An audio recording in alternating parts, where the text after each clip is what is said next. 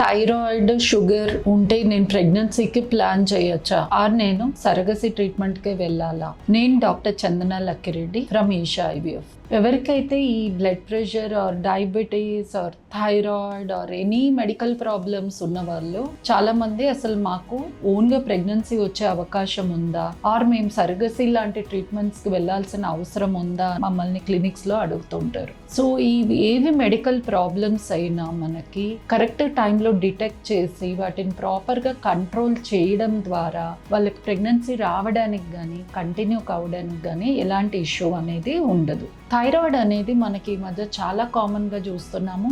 అలానే diabetes and blood pressure, వీటికి వచ్చిన మెడికేషన్స్తో మనము ప్రాపర్గా కంట్రోల్ చేసుకొని ఆ లెవెల్ అనేది కరెక్ట్గా హెచ్బిఏవన్సీ కానీ టీఎస్హెచ్ అనేది కానీ మనం మెయింటైన్ చేసుకొని ప్రెగ్నెన్సీకి ప్లాన్ చేస్తే వాళ్ళకి ప్రెగ్నెన్సీలో ఎలాంటి ఇష్యూస్ అనేవి ఉండదు. కానీ కొన్ని రకాల మెడికేషన్స్ లైక్ డయాబెటీస్ కంట్రోల్ చేయడానికి ఇచ్చే మెడికేషన్స్లో కూడా కొన్ని ప్రెగ్నెన్సీకి ప్లాన్ చేస్తున్నప్పుడు వాడకూడనివి ఉంటాయి. అంటే ఈ మెడికేషన్స్ ఒకవేళ వాళ్ళు ప్రెగ్నెన్సీ వస్తే బేబీకి పాస్ అయ్యి బేబీకి ప్రాబ్లం వచ్చే అవకాశం ఉండవలన ఎవరైతే ప్రెగ్నెన్సీకి ప్లాన్ చేస్తున్నారో వాళ్ళకు ఒక స్పెసిఫైడ్ మెడికేషన్స్ మాత్రమే ఇవ్వాలి. ఈ మెడికేషన్స్ మనము వాళ్ళని ఫ్రీక్వెంట్ గా మానిటర్ చేసుకుంటాం. ఇప్పుడు ప్రెగ్నెన్సీ వచ్చిన తర్వాత కూడా వీళ్ళకి మెడికేషన్ రిక్వైర్మెంట్ అనేది డోస్ అనేది మారవచ్చు. కాబట్టి మనం థైరాయిడ్ కానీ షుగర్ కానీ బ్లడ్ ప్రెషర్ కానీ ఫ్రీక్వెంట్ గా వాళ్ళకి చెకప్ చేస్తూ వాళ్ళ కంట్రోల్ కి తగిన మెడికేషన్స్ ని డోస్ ని మనం ఇవ్వడం ద్వారా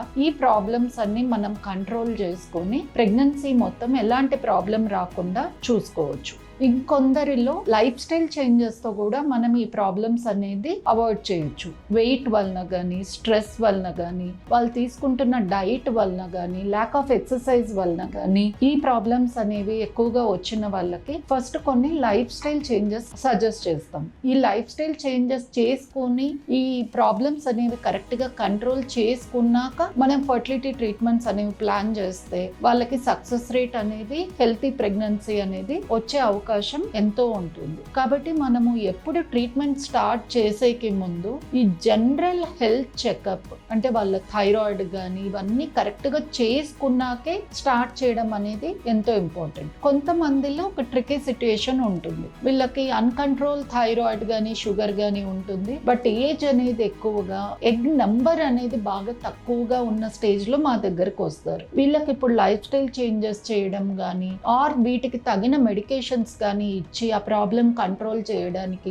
ఎంత కాదన్నా మనకి 4 to 6 months పడుతుంది. ఈ 4 to 6 months లో వాళ్ళ ఎగ్స్ అనేవి బాగా తగ్గిపోయే అవకాశం ఉంది అన్న వాళ్ళకి ఎగ్ కానీ ఎంబ్రియో ఫ్రీజింగ్ కానీ సజెస్ట్ చేస్తాం. బికాస్ ఈ conditions effect more on the మనకి ఎంబ్రియో ట్రాన్స్ఫర్ చేసిన తర్వాత ఎంబ్రియో అటాచ్ కావడానికి ఎక్కువ ప్రాబ్లమ్స్ క్రియేట్ చేయొచ్చు. కాబట్టి వాళ్ళకి ఫస్ట్ స్టెప్ ఉన్న ఐవీఎఫ్ లో ఏదైతే ఎగ్ పికప్ అనేది ఉందో అది కంప్లీట్ చేసి మ్యారీడ్ వాళ్ళకి ఎంబ్రియోని మనం ఫ్రీజ్ చేసి వాళ్ళు ఈ 4 to 6 months ఈ మెడికల్ కండిషన్స్ అన్నిటిని పర్ఫెక్ట్ గా కంట్రోల్ చేసుకున్నాక సెకండ్ స్టెప్ ఏదైతే ఎంబ్రియో ట్రాన్స్ఫర్ ఉందో అది చేయడం ద్వారా మనము 2 steps ని కరెక్ట్ గా బ్యాలెన్స్ చేసిన వాళ్ళం అవుతాం. సో వీళ్ళకి ప్రెగ్నెన్సీ వచ్చిన తర్వాత కూడా హై రిస్క్ యూనిట్ లో ఫ్రీక్వెంట్ మానిటరింగ్ తో ఏదైనా ప్రాబ్లం డిటెక్ట్ చేసినా ఇమీడియట్ ట్రీట్మెంట్ ఇవ్వడంతో ప్రెగ్నెన్సీ మొత్తం కూడా కాంప్లికేషన్స్ అనేవి లేకుండా ఈజీగా మేనేజ్ చేయవచ్చు.